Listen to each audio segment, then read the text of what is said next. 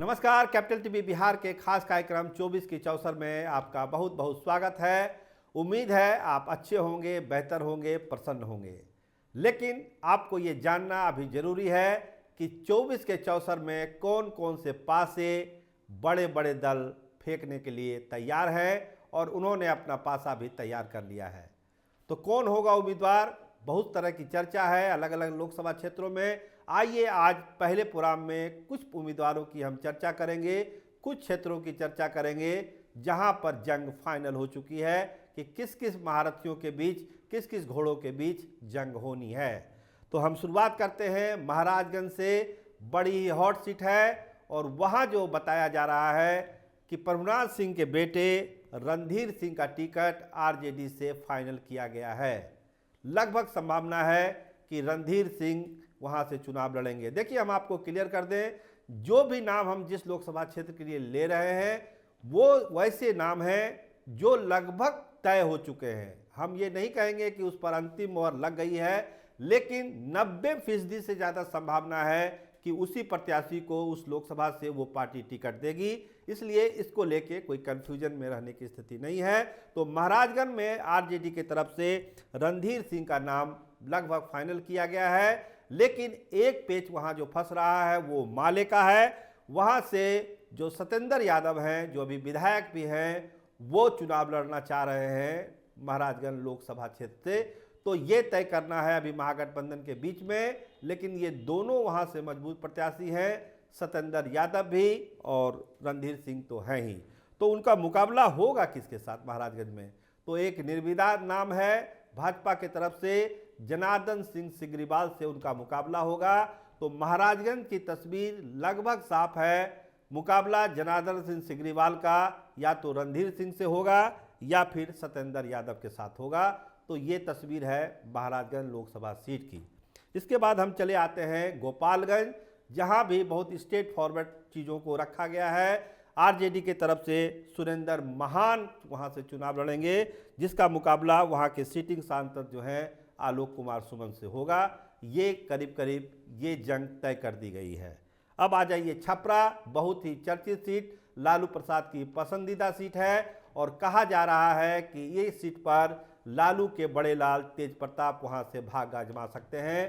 तेज प्रताप की वहां पर तैयारियां भी जोर शोर से है और उनको वहां पर जन समर्थन भी मिल रहा है। ये एक ऐसी सीट है जिस पर लालू परिवार के कई नामों की चर्चा होती है। देखिए, यहाँ से राष्ट्रीय यादव की भी चर्चा होती है, लेकिन तेज प्रताप यादव का दावा यहाँ ज़्यादा मजबूत दिख रहा है और हमको लगता है कि लालू परिवार भी चाहता है कि तेज प्रताप यादव छपरा से चुनाव लड़े। उनकी तैयारी भी है। तो उनका मुकाबला होगा किससे छपरा में?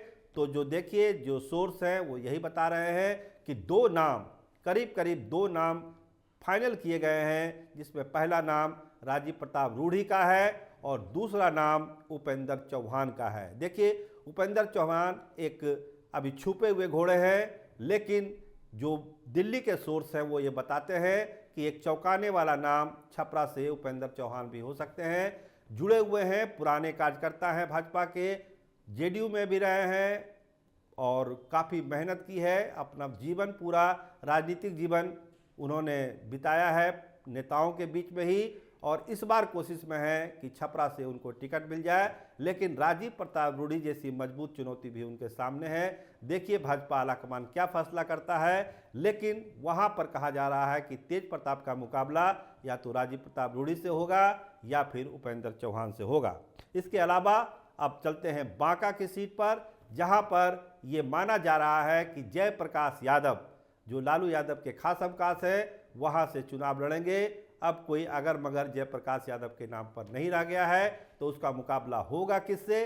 तो बताया जाता है कि गिरधारी यादव जो सिटिंग सांसद हैं वो भी चुनाव लड़ सकते हैं, और कहीं कोई चौंकाने वाले फैसले अगर नीतीश कुमार लेते हैं, जिसकी तैयारी भी है और जिसके संकेत भी मिल रहे हैं, तो वहाँ से सुमित सिंह, जो वहाँ अभी मंत्री भी हैं साइंस एंड टेक्नोलॉजी के बिहार में, वहाँ से चुनाव लड़ सकते हैं और सुमित सिंह का मुकाबला जयप्रकाश यादव से हो सकता है उस इलाके में।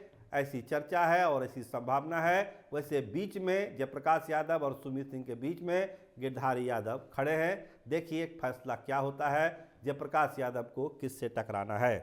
आते हैं अररिया सीट पर, तो अररिया पर तसलीमुद्दीन के बेटे सरफराज का नाम आरजेडी से तय किया जा चुका है, वही वहां से चुनाव लड़ेंगे। सिवान काफ़ी चर्चा में है। जब तेजस्वी यादव अभी गए थे, हिना साहब उनकी मीटिंग में नहीं आई थी, तरह तरह की चर्चा हुई थी, तो अब चीज़ें सामने आ रही है कि सिवान की रणभूमि में अवध बिहारी चौधरी लालटेन लेकर उतरेंगे, जो स्पीकर भी थे बिहार विधानसभा के। तो अवध बिहारी चौधरी वहां से भाग आजमाएंगे और उनका मुकाबला वहां की सीटिंग सांसद कविता सिंह से होगा। ये सिवान को लेकर कहा जा रहा है। भागलपुर की सीट काफ़ी चर्चा में है इस समय। वहां बताया जा रहा है, चर्चा होती है गोपाल मंडल को लेकर, बराबर वो कहते हैं कि हम ही लड़ेंगे चुनाव वहां से। तो बुलो मंडल आरजेडी से कहा जा रहा है कि उनको टिकट दिया जाएगा, रिपीट किया जाएगा टिकट में, और उनका मुकाबला वहां दो प्रत्याशी हैं। जो पहला नाम आ रहा है, एक नया चेहरा बिहार की सियासत में, विधायक है पवन यादव, जो वहां से मुकाबला कर सकते हैं बुलो मंडल का। पूरी तैयारी में है पवन यादव, उनके सारे लोग वहां लगे हुए हैं। अलग अलग विधानसभा क्षेत्रों में जनसंपर्क का अभियान चल रहा है पवन यादव का, और कोशिश में है कि पार्टी आलाकमान उनको टिकट दे और वहां पर वो कमल खिला दें एक बार फिर से भागलपुर की सीट पर।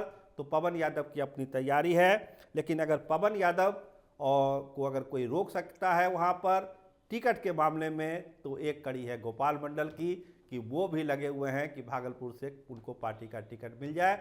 देखिए, सीट एक्सचेंज होगा, कैंडिडेट एक्सचेंज होगा, बहुत सारी चीज़ें होगी, इसीलिए कहीं कहीं पर दो नामों पर गंभीरता से विचार हो रहा है। जैसा कि भागलपुर सीट में है कि पवन यादव लड़ेंगे या गोपाल मंडल लड़ेंगे, मुकाबला वहां पर काफ़ी ज़बरदस्त होगा। लेकिन पवन यादव एक नया चेहरा, वो जरूर वहां भागलपुर के सीट पर कमाल कर सकते हैं।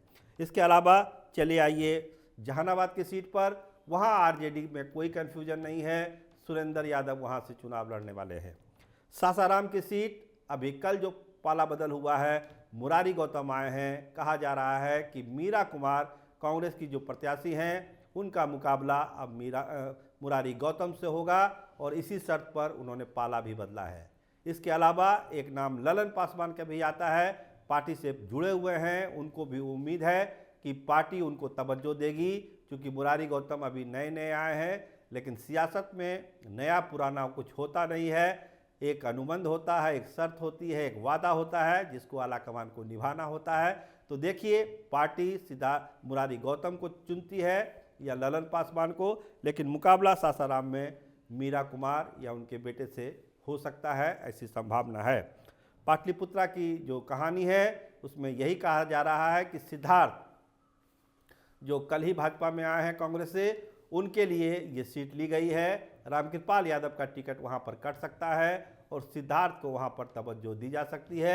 मुकाबला वहां पर अभी क्लियर नहीं है, लेकिन मीसा भारती भी उस इलाके में घूम रही है, और भी कैंडिडेट वहां पे घूम रहे हैं। फैसला लालू प्रसाद को करना है कि मीसा को वहां से लड़ाएंगे या फिर किसी दूसरे कैंडिडेट को। चूँकि जब तेज प्रताप लड़ जाएंगे छपरा से, तो लगता नहीं है कि परिवार के दो दो लोगों को टिकट मिलेगा। तो ये थोड़ी सी कन्फ्यूजन वाली स्थिति है पाटलिपुत्र को लेके। लेकिन दूसरी तरफ सिद्धार्थ को लेकर कहा जा रहा है कि उनको इसी शर्त पर लाया गया है कि वो पाटलिपुत्र से चुनाव लड़ें। तो बहुत सारे नाम की हमने चर्चा की है, अभी बहुत सारी सीटें हैं जिस पर उम्मीदवार तय किए जा रहे हैं, और ये जिन सीटों की हमने चर्चा की है, इसमें करीब करीब हर पार्टी ने अपना होमवर्क कर लिया है, और जल्द ही 1 to 1 का जो फिगर है वो सामने आ जाएगा कि महागठबंधन की तरफ से कौन और एनडीए की तरफ से कौन। तो ये चीज़ें अब साफ हो रही है। अगले प्रोग्राम में हम बची हुई सीटों पर नामों पर चर्चा करेंगे कि किन का पल्ला भारी चल रहा है, कौन रेस में से आगे हैं। फिलहाल के लिए इतना ही। आप देखते रहिए कैपिटल टीवी बिहार। आपका बहुत बहुत धन्यवाद, आपका बहुत बहुत शुक्रिया।